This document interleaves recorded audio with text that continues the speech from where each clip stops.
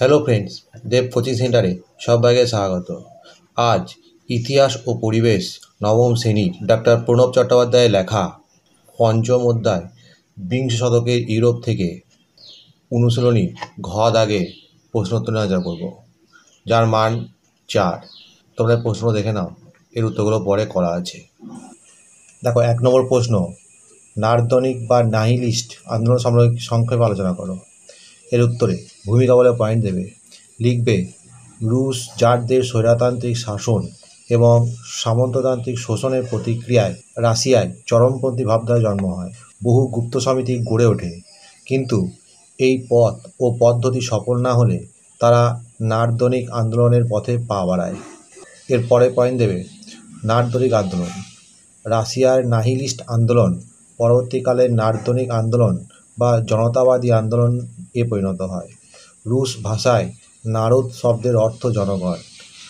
আন্দোলনের নেতৃবৃন্দ জনগণকে সঙ্গে নিয়ে আন্দোলন করতে চেয়েছিলেন বলে এর নাম নার্দনিক আন্দোলন। মতাদর্শ, নার্দনিক আন্দোলনকারীরা ইউরোপের সমাজতন্ত্রী মতাদর্শের সঙ্গে পরিচিত হলেও তারা মার্ক্সবাদের অনুগামী ছিল না। তারা বাকুনিন, হার্জেল, লাভরভ, চেরনিভস্কি প্রমুখ দার্শনিকদের মতাদর্শ দ্বারা প্রভাবিত হয়েছিল। আন্দোলনের লক্ষ্য, কর্মসূচি ও ব্যর্থতা। লক্ষ্য, নার্দনিক আন্দোলনকারীদের লক্ষ্য ছিল রাশিয়ায় গ্রামীণ কমিউনদের মাধ্যমে সরাসরি সমাজতান্ত্রিক সমাজ ব্যবস্থায় পৌঁছানো। তাদের বিশ্বাস ছিল কৃষকরা বিপ্লবে অংশগ্রহণ করলে পুরনো জারতন্ত্র ও পুঁজিবাদী সমাজ ব্যবস্থা ভেঙে যাবে এবং সমাজতন্ত্র প্রতিষ্ঠিত হবে। কর্মসূচি, নার্দনিক আন্দোলনকারীরা 1873 খ্রিস্টাব্দ থেকে জনগণের কাছে যাওয়ার এবং কৃষকদের মধ্যে বিপ্লবী আদর্শ প্রচার করে তাদের আন্দোলনমুখী করে তোলার কর্মসূচি গ্রহণ করে। এই কর্মসূচি রূপায়ণের জন্য আন্দোলনের অনুগামী শিক্ষিত যুবক যুবতীরা দলে দলে গ্রামে কৃষকদের কাছে যায় এবং তাদের মধ্যে সমাজতন্ত্রী বিপ্লবের আদর্শ প্রচার করে। তাদের জনসংযোগের কর্মসূচি 1874 খ্রিস্টাব্দে চূড়ান্ত পর্যায়ে পৌঁছায়। ব্যর্থতার কারণ, প্রাথমিক পর্বে হাজার হাজার সাধারণ মানুষ নার্দনিক আন্দোলনের সঙ্গে যুক্ত হলেও এই আন্দোলন চূড়ান্ত লক্ষ্যে পৌঁছাতে পারেনি, ফলে তাদের আন্দোলন ব্যর্থ। নার্দনিক আন্দোলনের ব্যর্থতার কারণ হলো, 1. বিপ্লবীদের মধ্যে ঐক্যের অভাব। বিপ্লবীদের মধ্যে কোনো সংগঠনগত ঐক্য ছিল না, ফলে এই আন্দোলন ছিল বিভিন্ন এলাকায় বিভিন্ন ধরনের। আন্দোলন সম্পর্কে কৃষকদের অনিচ্ছা। আন্দোলন সম্পর্কে কৃষকদের কোনো সঠিক ধারণা ছিল না। তারা আন্দোলন সম্পর্কে ছিল অনভিজ্ঞ ও নিষ্ক্রিয়। আন্দোলনকারীরাও কৃষকদের মধ্যে সমাজতান্ত্রিক আদর্শ সম্পর্কে সাড়া জাগাতে ব্যর্থ হয়েছিল। 3 নম্বর লেগে সরকারের দমন নীতি। রুশ সরকার নার্দনিক আন্দোলন দমন করার জন্য তীব্র দমনপীড়নের নীতি গ্রহণ করেছিল, ফলে নার্দনিক আন্দোলন ঝিমিয়ে পড়ে।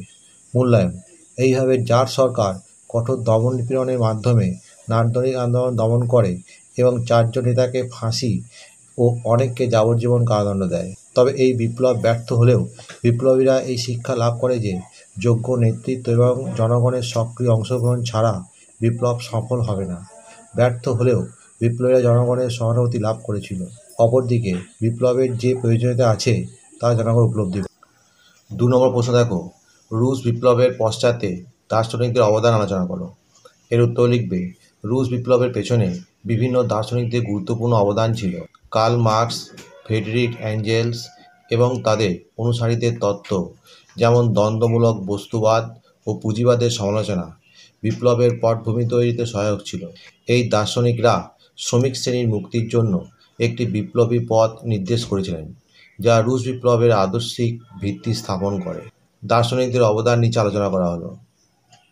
প্রথম পয়েন্ট দেবে, কার্ল মার্কস ও ফ্রেডরিক এঙ্গেলস।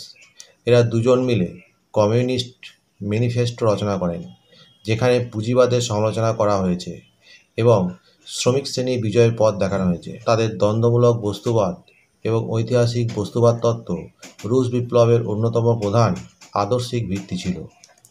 এই তত্ত্ব অনুযায়ী সমাজের অর্থনৈতিক শ্রেণী সংগ্রামের মাধ্যমে পরিবর্তন আসে এবং শ্রমিক শ্রেণী একদিন পুঁজিবাদকে পরাজিত করে সমাজতন্ত্র প্রতিষ্ঠা করবে, যা রুশ বিপ্লবীদের অনুপ্রাণিত করেছিল।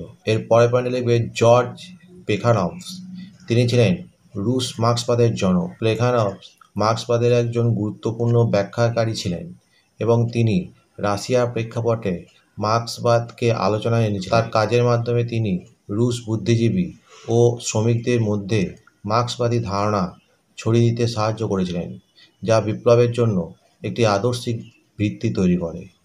অন্যান্য দার্শনিক ও লেখক লিও টলস্টয়, ম্যাক্সিম গোর্কি প্রমুখ সাহিত্যিকদের লেখাও রুশ সমাজে নতুন চেতনার জন্ম দিয়েছিল। তাদের কথায় সামাজিক অন্যায়, দারিদ্র্য এবং নিপীড়নের চিত্র তুলে ধরা হয়েছিল, যা জনগণের মধ্যে বিপ্লবী আকাঙ্ক্ষা জাগিয়ে তুলেছিল। এইভাবে বিভিন্ন দার্শনিক ও লেখকের চিন্তাধারা রুশ বিপ্লবের রাজনৈতিক, সামাজিক ও অর্থনৈতিক প্রেক্ষাপট তৈরিতে গুরুত্বপূর্ণ ভূমিকা পালন করেছিল। তাদের আদর্শ ও তত্ত্বগুলি বিপ্লবীদের পথ দেখিয়েছিল এবং তাদের অনুপ্রাণিত করেছিল। এরপরে দেখো টিকা লেখো, এপ্রিল থিসিস। এপ্রিল থিসিস 1917 সালে রুশ বিপ্লবের সময় ভ্লাদিমির লেনিন কর্তৃক প্রদত্ত 10টি নির্দেশনার একটি তালিকা। এটি ছিল বলশেভিক পার্টির জন্য একটি বিপ্লবী কর্মসূচি, যা জার্মানির সুইজারল্যান্ড থেকে ফিরে আসার পর লেনিন উপস্থাপন করেন। থিসিসগুলিতে লেনিন জার্মানির অস্থায়ী সরকারের বিরোধিতা করে এবং সোভিয়েত ইউনিয়নের মাধ্যমে ক্ষমতা দখলের আহ্বান জানায়।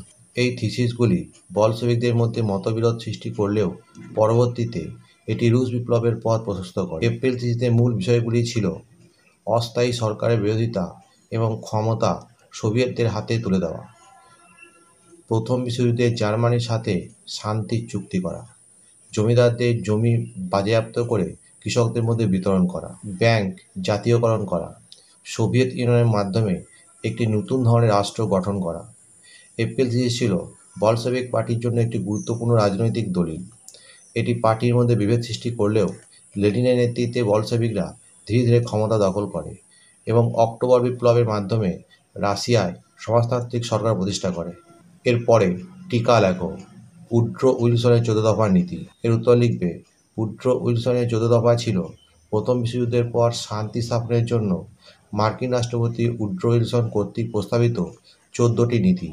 এই দফাগুলোতে যুদ্ধোত্তর বিশ্বের জন্য একটি ন্যায় ও শান্তিপূর্ণ ব্যবস্থা গড়ার রূপরেখা দেওয়া হয়েছিল। 14 দফার নীতির মূল বিষয়গুলি ছিল: 1. প্রকাশ্য চুক্তি, গোপন কূটনীতি পরিহার করে উন্মুক্ত প্রকাশ্য চুক্তি করা। 2. সমুদ্রের স্বাধীনতা, বাণিজ্য ও যুদ্ধের সময় সমুদ্রের স্বাধীনতা নিশ্চিত করা। 3. বাণিজ্যের স্বাধীনতা, জাতিসমূহের মধ্যে বাণিজ্য বাধামুক্ত করা। 4. অস্ত্র হ্রাস, দেশগুলোতে সামরিক অস্ত্র কমানো। 5.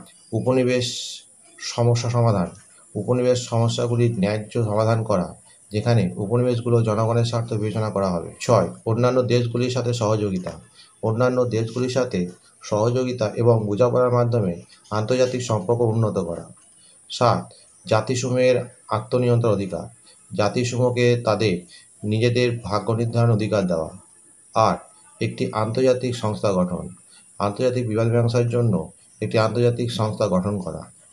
উইলসন আশা করেছিলেন যে এই দফাগুলো অনুসরণ করে একটি স্থায়ী শান্তি প্রতিষ্ঠা করা সম্ভব হবে, যদিও 14 দফার কিছু অংশ পরবর্তীতে ভার্সাই চুক্তিতে অন্তর্ভুক্ত করা হয়েছিল, তবে কিছু প্রস্তাব পুরোপুরি বাস্তবায়িত হয়নি।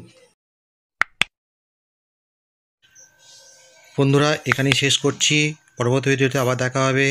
ভিডিওটি ভালো লাগলে অবশ্যই লাইক, কমেন্ট, শেয়ার করবে।